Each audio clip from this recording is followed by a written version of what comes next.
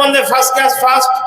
আমি মাদ্রাসা অঙ্গনও পা রেখেছি, আমি স্কুলের অঙ্গনও পা রেখেছি, আমি কলকাতা বিশ্ববিদ্যালয়ের গোল্ড মেডালিস্ট, আমি মহানা আজাদ কলেজের কলেজ টপার, বর্তমান আমি গবেষক। আমি সাইফুল হাদিস, আমি হাদিস পড়াই। ভালো করে কথাগুলো বুঝবেন, শেষ পর্যন্ত কথাগুলো শুনবেন, আশা করি আল্লাহ তাআলা পরিবর্তন দেবেন। আজকে মুসলমান জাতি যাদের সংখ্যা 170 কোটি, আজকে সেই বিশ্ব আপনারা দেখছেন খবরের কাগজে উঠে যে প্যালেস্তাইনের মুসলিম মুসলমানদের উপরে অকথ্য, অমানবিক, পাশবিক, দানবিক, লোমহর্ষক যে অত্যাচার হচ্ছে, আজকে আমরা সারা বিশ্ব আমরা খামোশ হয়ে আছি। আমরা কি একটু ভাববো না? এখন আমাদের মধ্যে আত্মসম্মান, আত্মবিবেক, চেতনা এখনো আমাদের মধ্যে ফিরে আসবে না? আমরা এখনো সেই কাঙাল রয়ে গেলাম। আমরা একটু চিন্তা করতে পারি না যে আমাদের পূর্বপুরুষরা কারা ছিলেন, তারা কি করে গেছেন, আজকে আমরা কোন জায়গায় পৌঁছে আছি। যেখানে মুসলমান সাহাবাদের যুগে, আল্লাহর নবীর যুগে 1,24,000 সাহাবী সারা বিশ্বকে নেতৃত্ব দিয়েছিল। আজকে 170 কোটি মুসলমান, সেখানে কোথায় তারা চলে গেল, কোথায় তারা হারিয়ে গেল, তাদেরকে কিভাবে হারিয়ে দেওয়া হলো, এর কয়েকটি কারণ আপনাদের সামনে উপস্থাপন করতে এসেছি। আল্লাহ তাআলা আমাদের মাথাকে খোলার তৌফিক দান করুন। এই মর্মে হযরত মুহাম্মদুর রাসূলুল্লাহ সাল্লাল্লাহু আলাইহি ওয়াসাল্লাম বলেছেন, তালাবুল ইলমি ফারিজাতুন আলা কুল্লি মুসলিম। যতখানি জ্ঞান আপনার জন্য অপরিহার্য, ততখানি জ্ঞান আপনাকে শিখতেই হবে।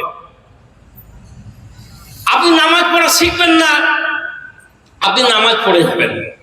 এটা একটা শয়তানের বড়, তার একটা চক্রান্ত, মানুষের অন্তরে নামাজের গুরুত্ব হ্রাস করে দেয়। বেশিরভাগ মানুষ 50-60 বছর পরে নামাজ শুরু করে, আর 60 বছর পরে নামাজ শুরু করার পরে হপ্তা 10 দিন নামাজ পড়ে তারা মনে করে আমরা সবচেয়ে বড় নামাজি হয়ে গেছি, আমরা সব জানতা হয়ে গেছি। অথচ ইসলাম ধর্মতে একটাও সস্তা নয়। আপনি নামাজ পড়তে, আপনি না মেহনত করে একটা মুচি হতে পারবেন না। আপনি কি করে ভাববেন আপনি নামাজি হয়ে যাবেন? ওই নামাজ আপনি পার হয়ে যাবেন যেখানে আপনার সূরা ফাতিহা সূত্র নয়, যেখানে আপনার 10টা সূরা মিনিমাম সূত্র নয়, আপনার দোয়া কোনো সূত্র নয়। আপনি চেষ্টা তো করুন, চেষ্টা করার পর আপনার হয়নি, আপনার মেধা আল্লাহ দেয়নি, তখন আল্লাহ তাআলা ক্ষমা করবেন। বুখারী শরীফের একটি হাদিস আপনারা শুনিয়ে যাচ্ছি, এই হাদিসটা ভালো করে মনে রাখবেন প্রত্যেকে। ইমাম আল্লাহ রাসূল হযরত মুহাম্মদুর রাসূলুল্লাহ, সবাই দরুদ শরীফ পড়ি, সাল্লাল্লাহু আলাইহি ওয়াসাল্লাম বলছেন, আ'যারাল্লাহু ইলামরিন আমারাহু হাত্তা বাল্লাগাহু 60 আও কামা ক্বালা নবী সাল্লাল্লাহু আলাইহি ওয়াসাল্লাম। যে আল্লাহ তাআলা যে মানুষকে 60 বছর জীবন দিয়েছেন, 60টা বছর, কিয়ামতের দিনে যদি সে দিন না শেখে, পৃথিবীতে নামাজ ঠিকঠাক না শেখে, হালাল হারাম না শেখে, আর দুনিয়া থেকে তিনি গত হয়ে চলে যান, এক্সপায়ার হয়ে চলে যান, আল্লাহর কাছে গিয়ে তিনি ছাড় পাবেন না। আল্লাহ বলেছেন, ওয়াকুল্লুহুম আতিহি ইয়াউমাল কিয়ামাতি ফারদা ফাওয়া রাব্বিকা লানাসআলান্নাহুম আজমাইন আম্মা কানু ইয়ামালুন। আল্লাহ ধমক দিয়ে বলছেন, তোমার রবের কসম, ফাওয়া রাব্বিকা লানাসআলান্নাহুম আজমাইন, হে মানুষ, প্রত্যেকটা মানুষকে আমি আমার সামনে দাঁড় করাবো। এটা আল্লাহ বলছেন কোরআনে, কসম খেয়ে। ফাওয়া রাব্বিকা, তোমার রব, হে মুহাম্মদ, তোমার রবের কসম, লানাসআলান্নাহুম আজমাইন, সমস্ত মানুষকে আমি দাঁড় করাবো আমার সামনে। কিভাবে দাঁড় করাবেন? আল্লাহ বলছেন কোরআনের মধ্যে, ওয়াকুল্লুহুম আতিহি ইয়াউমাল কিয়ামাতি ফারদা। আল্লাহ তাআলা যখন কিয়ামতের দিনে মানুষকে দাঁড় করাবেন, মুর্শিদাবাদের সমস্ত মানুষকে দাঁড় করাবেন না, প্রত্যেকটা মানুষকে আলাদা আলাদা পৃথকভাবে দাঁড় করাবেন নিজের সামনে। এটা ভালো করে মনে রাখবেন, ওয়াকুল্লুহুম আতিহি ইয়াউমাল কিয়ামাতি ফারদা। আল্লাহ বলছে, আমি কসম, আমি জিজ্ঞাসা করবই করব, লানাসআলান্নাহুম আজমাইন আম্মা কানু ইয়ামালুন, তারা কি আমল করত, তারা দুনিয়ায় কি করেছে। তারা আমার হুকুম মোতাবেক দুনিয়ায় চলেছে না চলেনি? আমরা মনে করি এই সমস্ত গল্পগুলো আষাঢ়ে গল্প, এগুলো আমাদের জন্য নয়। আল্লাহ বলছেন ওয়াকুল্লুহুম আতিহি ইয়াউমাল কিয়ামাতি ফারদা, প্রত্যেকটা মানুষকে আমি একাকী ভাবে আমার আল্লাহর মাঝে, প্রত্যেকটা মানুষের মাঝে তৃতীয় কেউ থাকবে না। প্রত্যেকটা মানুষ আরবি ভাষা বুঝবে। কি ভাষা বুঝবে? আরবি ভাষা। এই জন্য মাদ্রাসায় আরবি ভাষা পড়ানো হয়। কিয়ামতের দিনে সমস্ত মানুষের একটাই ভাষা হবে আরবি ভাষা, এবং যারা আরবি জানবেন আল্লাহ তাআলা তাদেরকে আরবি শিখিয়ে দেবেন। আপনারা হাঁস দেখেছেন, হাঁসকে সাঁতার শেখাতে হয়? হাঁসকে সাঁতার শেখানো হয় না, কারণ তার নেচারের মধ্যে আল্লাহ তাআলা সাঁতার দিয়ে দিয়েছেন। পশুরা কেউ সাঁতার প্র্যাকটিস করে না, কিন্তু গরুকে আপনি ফেলে নিন, গরু সাঁতার কেটে বেরিয়ে যাবে, তার নেচারের মধ্যে আল্লাহ দিয়ে দেবেন। প্রত্যেকটা মানুষের নেচার স্বভাবের মধ্যে আল্লাহ তাআলা আরবি ভাষা দিয়ে দেবেন। আল্লাহ তাআলা ডাইরেক্ট এইভাবে জিজ্ঞাসা করবেন, তুমি কি করেছো? আল্লাহ নবী বলেছেন লা তাসুলু কদামা ইবনি আদম, লা তাসুলু কদামা ইবনি আদম হাত্তা ইসআলা আন খামস,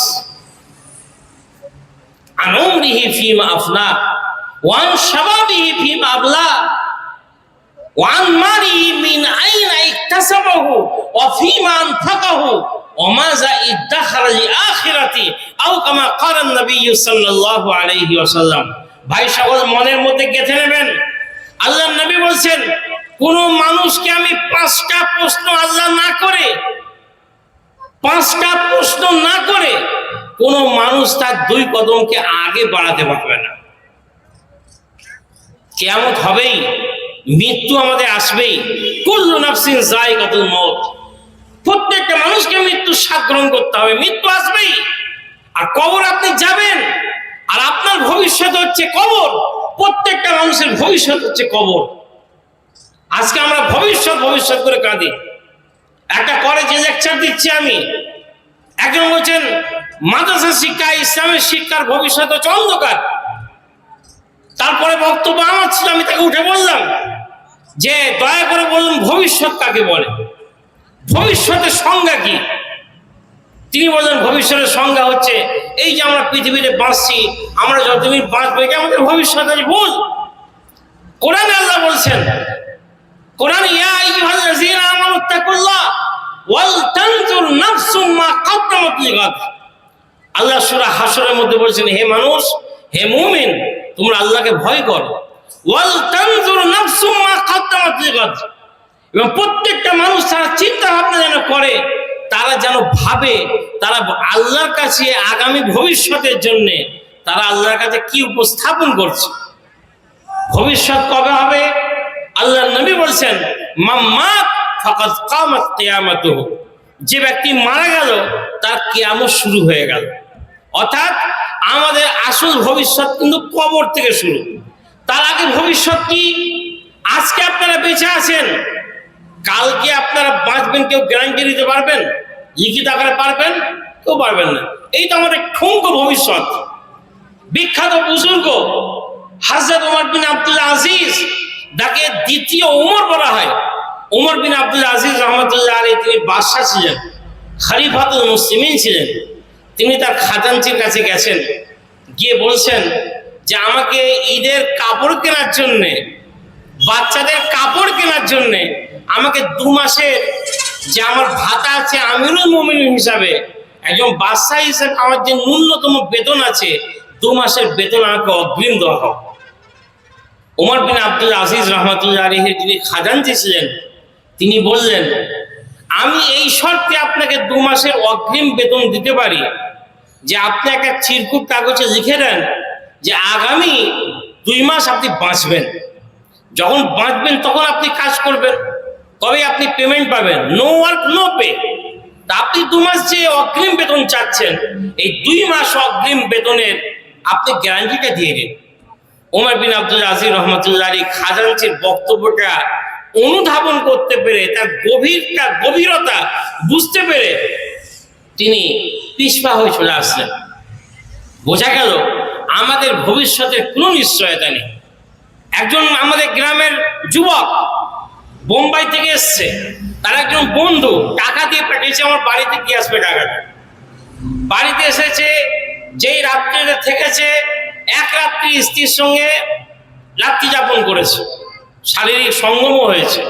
সকালবেলাতে স্ত্রী চা করে দিয়েছেন, দেওয়ার পরে বলছে আমি নাস্তা করছি, নাস্তা করার পরে যেও। স্বামী বললেন না, আমি চা খেয়েছি, আমি টাকাটা দিয়ে আসি, তারপরে সে নাস্তা করব। আমাদের এই বাড়ি আর 70 কদম দূরের ঘটনা, সেই বাচ্চাটা গেল টাকাটা দেওয়ার জন্যে, নিজের বন্ধুর স্ত্রীকে টাকাটা সবুর করার জন্যে, এই ভেবে যে বেচারা হয়তো টাকার প্রয়োজন আছে, টাকার অপেক্ষা করছে বাড়িতে, তাড়াতাড়ি টাকাটা দিয়ে আসে। টাকাটা দিতে গিয়ে 12 চাকার লরিতে পিষ্ট হয়ে সেই ভাইটা আমার মারা যায়। নাস্তাটা রয়ে গেল, তার নাস্তা রয়ে গেল, তার স্ত্রী বিধবা হয়ে গেল। যুবক, 23 বছরের যুবক, সদ্য বিবাহিত, একটা সন্তানের বাপ হয়েছে।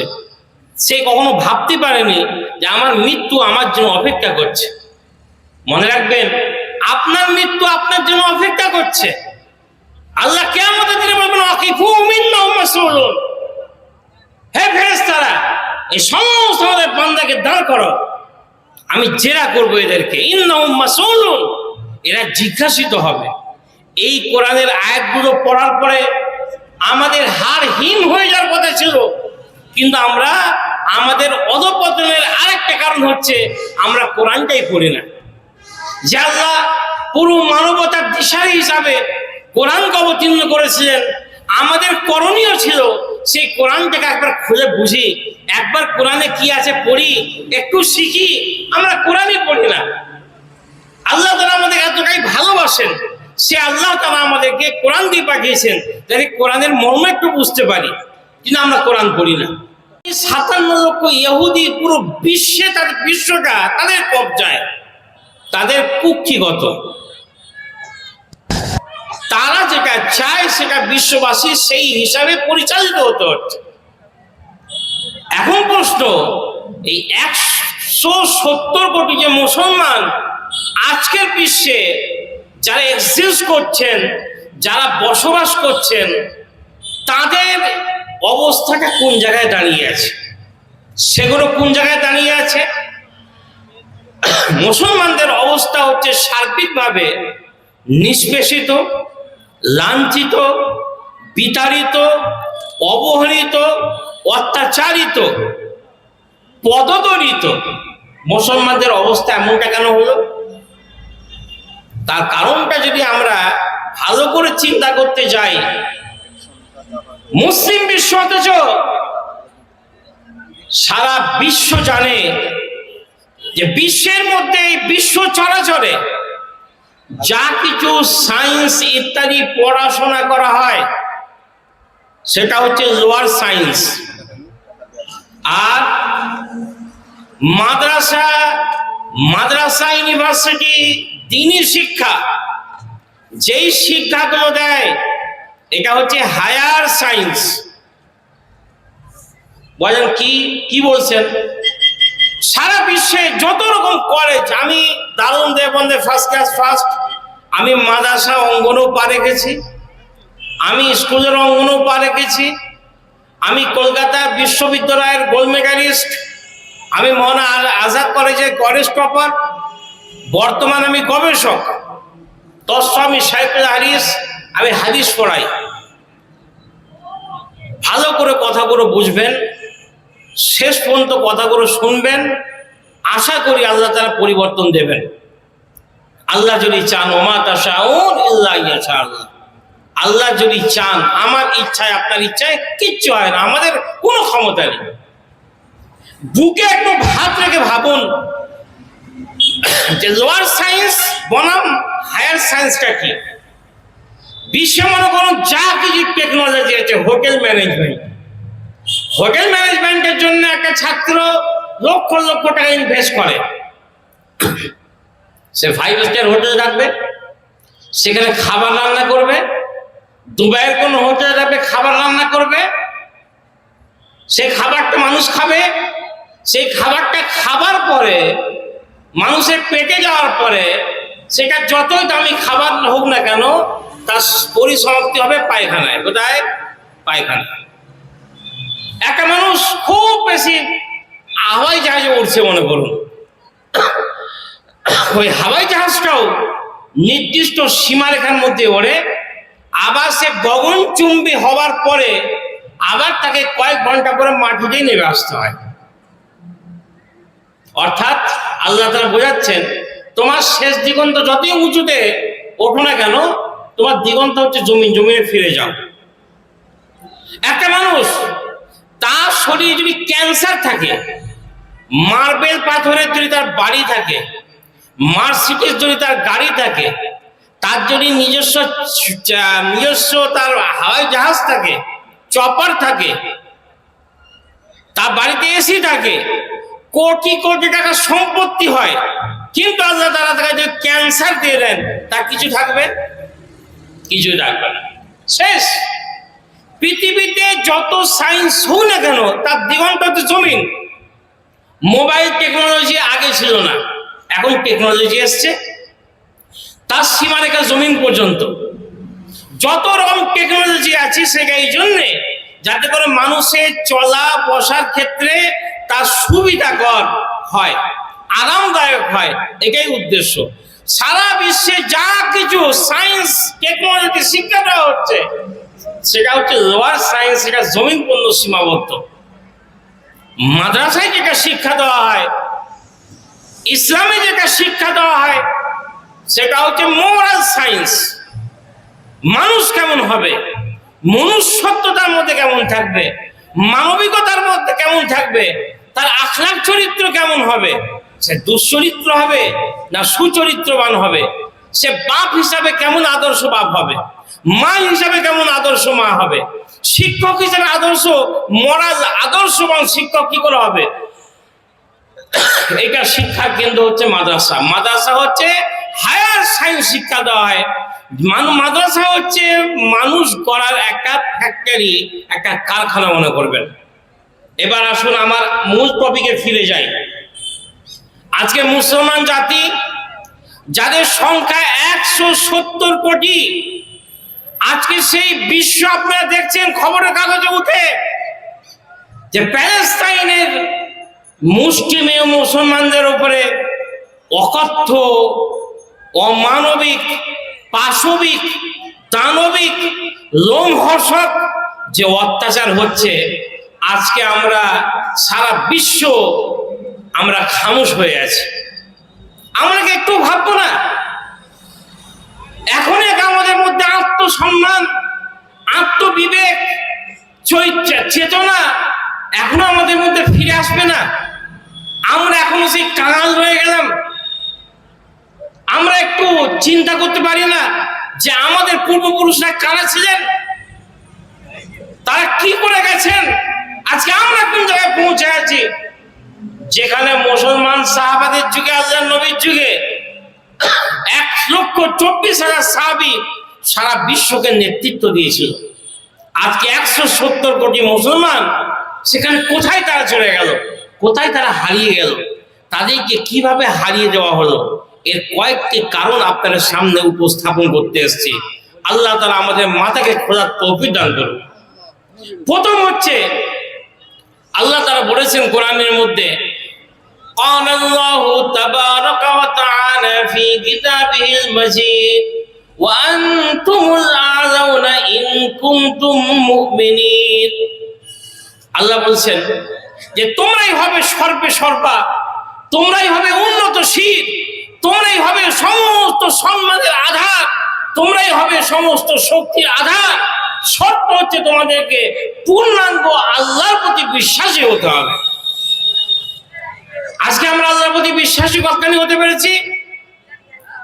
আল্লাহর প্রতি বিশ্বাসী হওয়ার জন্য আমাদের জন্য শর্ত কি? কিভাবে আল্লাহর প্রতি বিশ্বাস নিয়ে আসবো?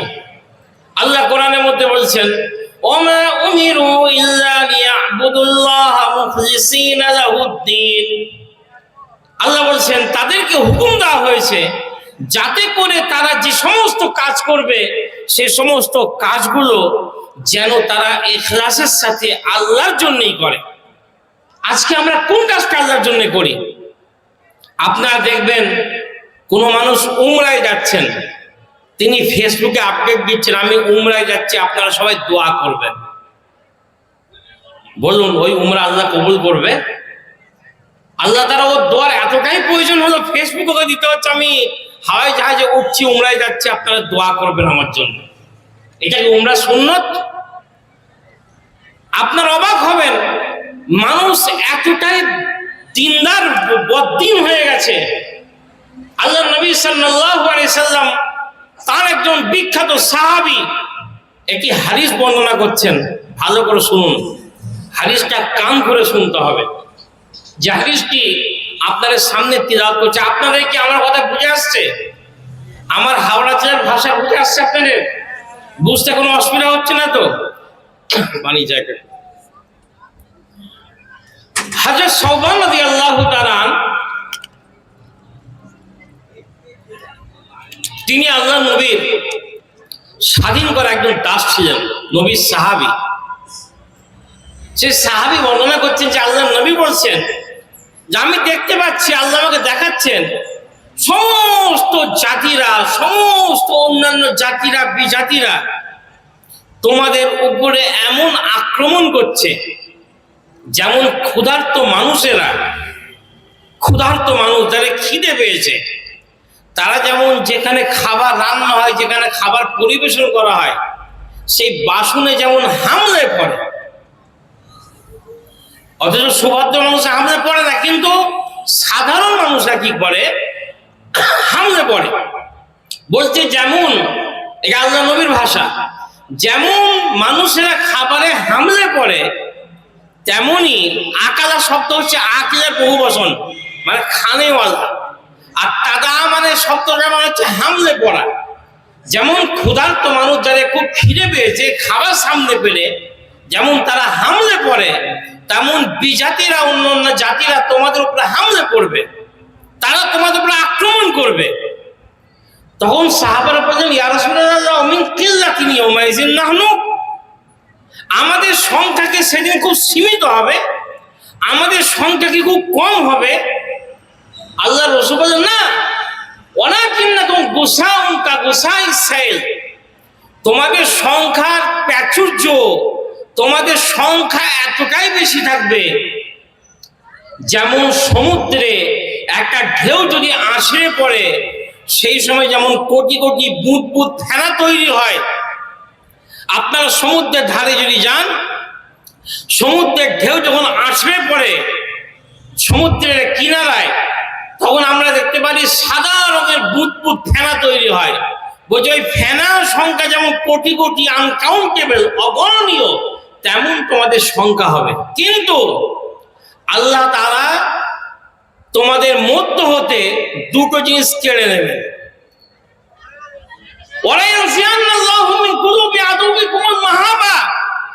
তোমাদের যারা শত্রু হবে, তোমাদের শত্রুর মন থেকে তোমাদের যে ভয় ভীতি, সেই ভয় ভীতিকে আমি তুলে নেবো।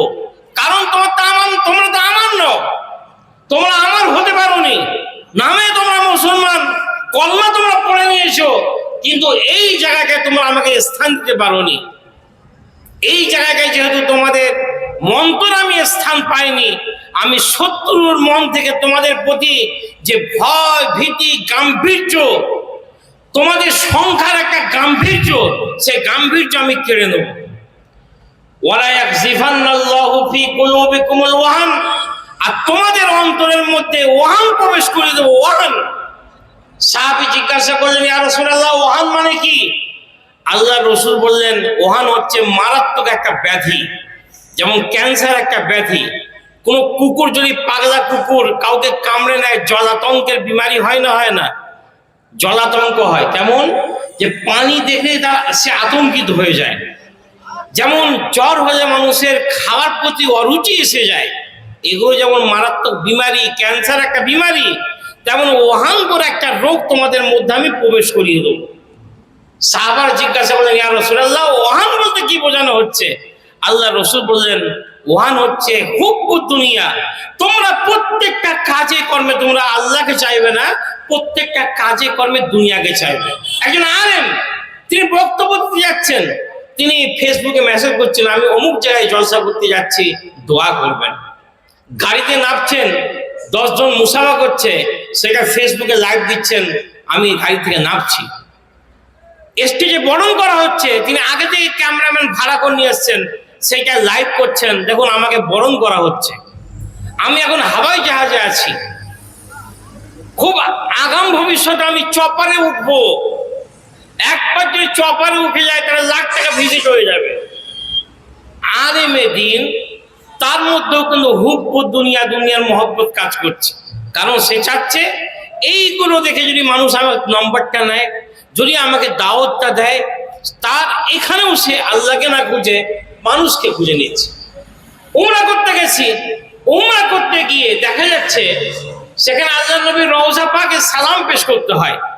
সেই সালাম পেশ করতে গিয়ে কিছু বদবক্ত হাজিদের দেখা যায়, তারা ক্যামেরাকে এইভাবে ধরে আল্লাহ নবীর রওজা মুবারকের দিকে মুখ না করে ক্যামেরার দিকে তাকিয়ে বলছে, আসসালাতু ওয়াসসালামু আলাইকা ইয়া রাসূলুল্লাহ, হে আল্লাহর রাসূল, তোমার উপরে সালাত ও সালাম অবতীর্ণ হোক। মুহতারাম বুজুর্গ দোস্ত, আজকে আমাদের মধ্যে দুটো মহাবাদী কাজ করছে, একটা হচ্ছে বদনিয়তি, একটা হচ্ছে বেনিয়তি। ইমাম বুখারী রহমাতুল্লাহ আলাইহি কোরআনের পরে সবচেয়ে বিশুদ্ধতম যে কিতাব, যে কিতাবের নাম হচ্ছে সহিহুল বুখারী, ইমাম বুখারী রহমাতুল্লাহ আলাইহি লক্ষ লক্ষ হাদিসের মধ্যে বাছাই করেছেন। ইমাম বুখারী রহমাতুল্লাহ আলাইহি বলছেন, আমি 6 লক্ষ হাদিস হতে মাত্র 4000 হাদিস আমার কিতাবের মধ্যে উল্লেখ করেছি।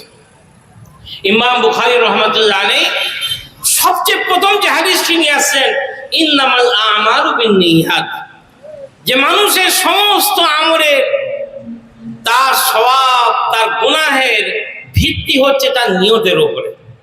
নিয়ত মানুষের কি, এই জন্য আল্লাহ নবী বলছেন, ইন্নাল্লাহা লা ইয়ানজুরু ইলা সুওয়ারিকুম ওয়া আমওয়ালিকুম ওয়ালাকিন ইয়ানজুরু ইলা কুলুবিকুম ওয়া আমালিকুম। বিশ্বনবী হযরত মুহাম্মদুর রাসূলুল্লাহ, সবাই দরুদ শরীফ পড়ুন, সাল্লাল্লাহু আলাইহি ওয়াসাল্লাম, তিনি বলছেন যে আমি আল্লাহ তাআলা কোনো মানুষের চেহারার দিকে তার রঙের দিকে তাকান না, তার সম্পদের দিকে তাকান না, বরং আল্লাহ তাকান মানুষের অন্তরের দিকে, তার আমলের দিকে। যখন আমরা কোন আমলকে আল্লাহকে রাজি খুশি করার জন্য করব না, সেখানে লৌকিকতা থাকবে মানুষকে দেখাবার জন্য। বিয়ে করব, হবু শ্বশুরকে দেখে নামাজ পড়ছি, টুপি মাথায় দিচ্ছি যাতে করে দোকানে আমার মানুষ আসে আমাকে নেককার মনে করে, আর যখনই আসছে আমার কাছে আমি তার গলা কেটে নিচ্ছি। আজকে ইমাম বুখারী রহমাতুল্লাহ আলাইহি তিনি তার কিতাবকে শুরু করছেন, ইন্নামাল আমালু বিন্নিয়াত, যে নিশ্চয় সমস্ত আমলের ভিত্তি হচ্ছে নিয়তের শুদ্ধতা অশুদ্ধতার উপরে। মুহতারাম বুজুর্গদোস্ত, আজকে মুসলমান কোন কাজকে, খুব সীমিত সংখ্যক মুসলমান সে কোন কাজকে আল্লাহর জন্য করে। যদি জলসার উদ্দেশ্য হয়, এটা হচ্ছে মাদ্রাসা, মাদ্রাসা চলার জন্য পয়সার দরকার, এটা আমরা সবাই জানি।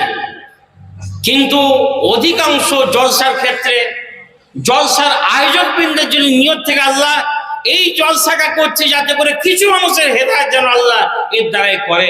আল্লাহর কাছে দোয়া আছে, আল্লাহ তুমি এই জলসাকে তুমি কামিয়াব করো। আল্লাহ কিছু এলাকার মধ্যে পরিবর্তন এলো, হাজার হাজার জলসা হচ্ছে, এত বক্তা বক্তব্য রাখছেন, নদিয়ার মানুষ চোখ কান খোঁজা শুনছে, কিন্তু তারপরের দিন যেইকে সেই হয়ে যাচ্ছে। আমাদেরকে দোয়া চাইতে হবে, ওলামাদেরকে দোয়া চাইতে হবে, জলসা কমিটিকে দোয়া চাইতে হবে, আল্লাহ জলসাকে সফল করো। জলসার সফলতা কেন হয় যে প্রচুর ভিড় জমে গেল, লোকে ভর্তি হয়ে গেল, কিন্তু দেখা গেল কে ঘুগনির দোকানে দাঁড়িয়ে, কে পান খাচ্ছে, কে সময় নষ্ট করছে, ভিড় হচ্ছে, কিন্তু জলসার প্রাঙ্গণে কথা শোনার লোক নেই। মনে করতে হবে জলসা ঠপ, জলসা অসফল হয়ে গেল। জলসার সফলতা এই জায়গাতে, জলসার সফলতা জলসা কমিটিকে চাইতে হবে আল্লাহর কাছে, যে আল্লাহ ভিক্ষা যাচ্ছে, আমাদের কোনো দুনিয়াবী উদ্দেশ্য নয়, আমাদের উদ্দেশ্য এই সভা করার পিছনে যাতে করে আমাদের এলাকার মধ্যে পরিবর্তন আছে। কিন্তু বেশিরভাগ জলসা কমিটি যে আয়োজক হয় তাদের নিয়তি গড়বড় থাকে। কেমন নিয়ত থাকে? কারণ নিয়ত থাকে অমুক এলাকার মধ্যে এইরকম প্যান্ডেল হয়েছে, আমরা প্যান্ডেল করে দেখিয়ে দেবো, নিয়তে গলত। এক বালতি আপনি দুধ নিয়ে আসলেন আর এক ছিপে আলকাতরা দিয়ে দিলেন, ও কিছু লাভ হবে? ওই দুধ খেয়ে মজা পাওয়া যাবে, নিয়তের খারাপ। এক একটা মসজিদে প্রচুর চাঁদা হচ্ছে, লক্ষ লক্ষ টাকা জমে যাচ্ছে, কিন্তু চাঁদা থেকে পিছপা হচ্ছে না। পরে কি হচ্ছে, মসজিদে খরচ করার জায়গা নেই, তখন অসৎ কমিটি ঢুকছে, পুরো পয়সা নয়ছয় করছে। জলসা সফলতা যখন থেকে আয়োজক বৃন্দদের এটা হয়ে যাবে যে আমরা জলসা কোনো মেলা হতে দেবো না, বেশি লোকে যারা চায় না, আল্লাহ তুমি আমাদের এখানে ওই সোদাদের পাঠাও যাদের মধ্যে পরিবর্তন হওয়া সম্ভব না, যে আল্লাহ এরকম সোদা তুমি পাঠাও। হযরত মুহাম্মদ রাসূলুল্লাহ সাল্লাল্লাহু আলাইহি ওয়াসাল্লাম মক্কায় ছিলেন, দুটি লাখ মানুষ ঈমান নিয়ে এসেছেন। হযরত খাদিজা, হযরত সালমান ফারসি, বিলাল হাফসি, আবু বকর সিদ্দিক, ওমর ফারুক, আম্মা জান আয়েশা, কিছু মানুষ, সীমিত মানুষ মুসলমান হয়েছে। আল্লাহ নবীকে অসফল ছিলেন আপনারা বলতে পারবেন? বিশ্বনবী হযরত মুহাম্মদ রাসূলুল্লাহ সাল্লাল্লাহু আলাইহি ওয়াসাল্লামকে আল্লাহ পুরো বিশ্বের জন্য পাঠিয়েছিলেন। আল্লাহ নবী সাল্লাল্লাহু আলাইহি ওয়াসাল্লাম বললেন ফাতেমাকে, মা বিন বাইতি মাদারিন ওয়ালা ওয়াবাদ ইল্লা আদখালাল্লাহু ফি কালিমাতুল ইসলাম। পৃথিবীর প্রত্যেকটা পাকা কাঁচা ঘরে আল্লাহ তাআলা তার দ্বীনকে পৌঁছে দেবেন। আজকে আপনারা নদিয়ার বুকে বসে আছেন, আপনারা মুর্শিদাবাদের মানুষ, আপনারা নদিয়ার মানুষ, আপনারা আপনার ইতিহাস আমার চেয়ে বেশি ভালো জানেন। এক সময় মুর্শিদাবাদ কেমন তার ঐতিহ্য ছিল, ইতিহাস সাক্ষী। মুর্শিদাবাদের মেয়েরা তাদের কানে সোনার ঝুমকো চলতো, বাচ্চা বাচ্চা মেয়েদের কাছে। মুর্শিদাবাদের মানুষের কাছে এক সময় কি ছিল, বলছে সোনার প্রদীপ থাকতো তাদের কাছে। তিনটে রাজ্যের একটা রাজধানী ছিল সেই মুর্শিদাবাদ। কোন সম্পত্তির কমি ছিল সেখানে? কিন্তু আজকে বলুন, সবচেয়ে শিক্ষাগত দিক থেকে ব্যাকওয়ার্ড হয়ে যাচ্ছে আমাদের মুসলিম অধ্যুষিত এলাকাগুলি। কেন? এগুলো ভাবতে হবে।